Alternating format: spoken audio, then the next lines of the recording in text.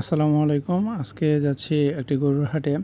আপনারা জানেন আমাদের আলহামদুলিল্লাহ এগ্রো ডেইরির পেজ থেকে আমাদের খামারটি চলমান।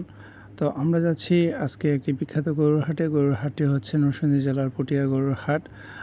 আমাদের এগ্রো ডেইরির প্রথম প্রজেক্ট হচ্ছে 601 কুরবানির জন্য। মূলত আমরা 4 জন মিলে প্রজেক্টটি শুরু করেছি। আমরা যাচ্ছিলাম মূলত হাড্ডিসার গরুর জন্য। হাড্ডিসার গরুগুলো কুরবানিতে মোটামুটি ভালো একটা চাহিদা থাকে।